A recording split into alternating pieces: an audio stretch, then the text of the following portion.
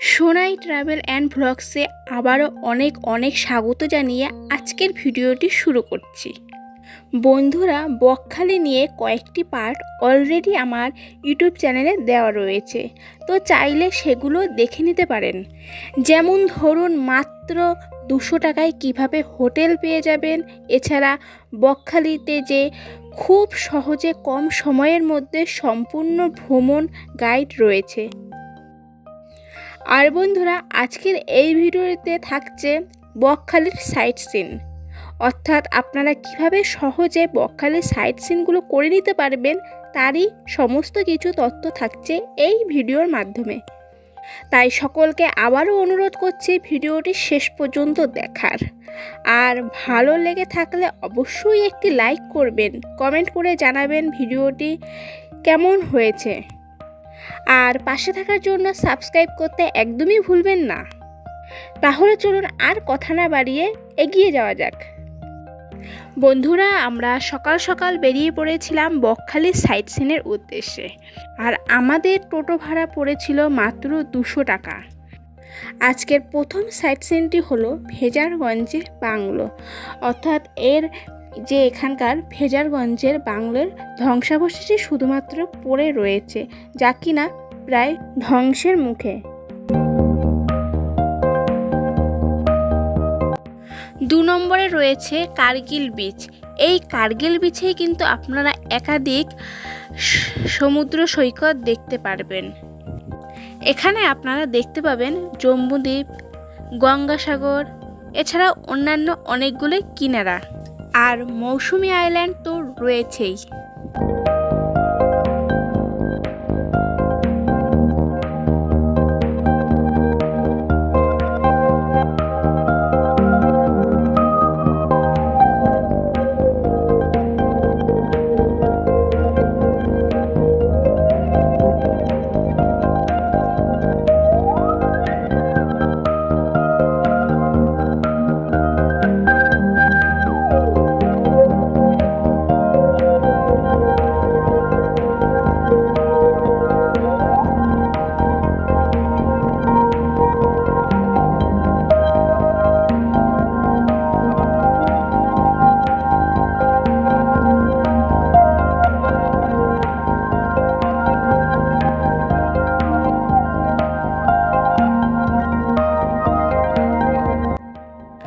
আমরা এই জায়গাটিতে এন্ট্রি ফি দিয়ে পৌঁছে গেলাম এই বকখালির অন্যতম আকর্ষণ কেন্দ্র ভেজারগঞ্জের মৎস্য বন্দরে।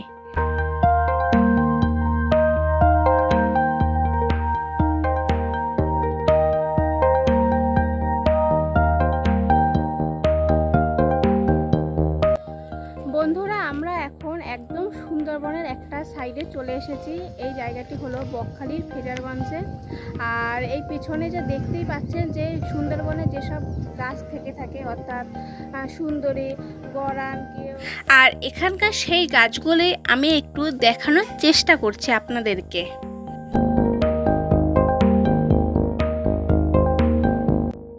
আর বন্ধুরা, আপনারা এই জায়গাটি থেকে এখানকার বিভিন্ন সাইট সিন করে নিতে পারেন। তার আমি 4টি এর আগেই উল্লেখ করে দিয়েছি: মৌসুমী আইল্যান্ড, জম্বুদ্বীপ, গঙ্গাসাগর, এছাড়াও অনেকগুলি সাইট সিনে।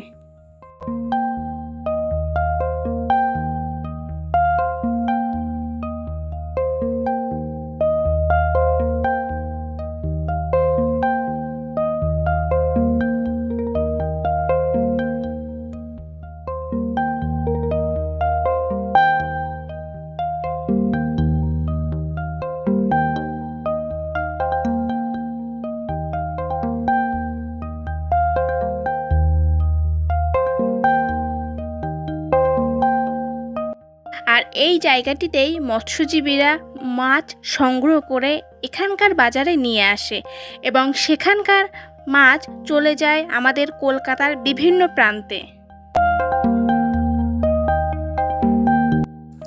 আমরা সুন্দরবনের যে ম্যানগ্রোভ অরণ্যগুলো দেখে থাকি তারই কিছুটা নিদর্শন এখানে রয়েছে।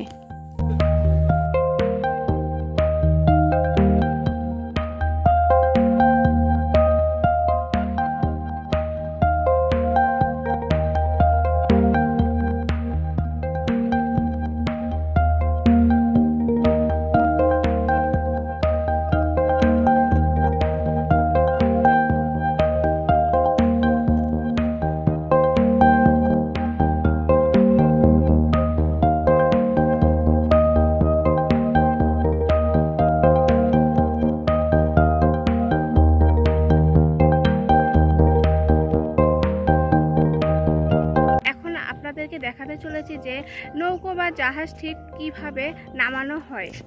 সামনে যেরকমটা দেখতে পাচ্ছেন ঠিক এরকমই লোহার পাটাতনের ওপর দিয়ে নৌকোগুলি বা লঞ্চগুলি জলে আসে।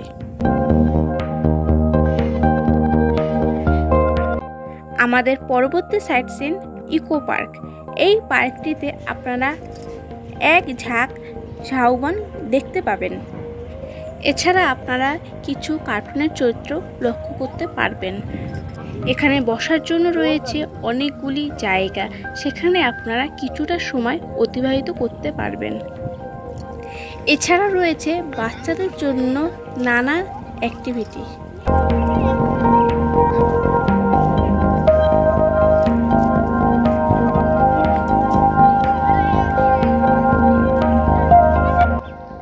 বন্ধুরা, আমরা এখন রয়েছি বকখালির ইকো পার্কে। আর এই পার্কটিতে পুরো গোটা এরিয়াটাই ঝাউবন দিয়ে ঘেরা।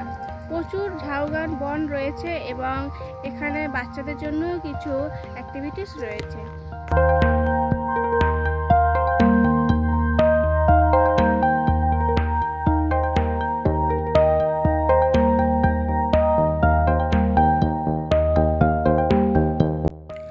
বন্ধুরা, এবার চলে আসি একটি বিশেষ ঘোষণায়। আমরা যে 200 টাকার বিনিময়ে এই সাইট সিনগুলো করেছি তার পেছনে রয়েছে একটি ঘটনা। আমাদের প্যাকেজের মধ্যে কিন্তু হেনরি আইল্যান্ড ইনক্লুড ছিল না, তাই আপনারা যখনই এখানে আসবেন একটু আমাদের যে গাইড করবে তাদের সাথে অবশ্যই ঠিকমতো কথা বলে নেবেন, কেননা কথা ঠিকঠাক করে না বলে নিলে আপনারা ঠকে যেতে পারেন। আর আপনাদেরকে বলছি, আপনারা বকখালিতে আসলে অবশ্যই হেনরি আইল্যান্ডে ঘুরে আসবেন। তাহলে আজকের মতো বিদায় নিচ্ছি, খুব শীঘ্রই ফিরে আসব। ততক্ষণে সবাই সুস্থ থাকুন, ভালো থাকুন আর দেখতে থাকুন সোনাই ট্রাভেল অ্যান্ড ব্লগস।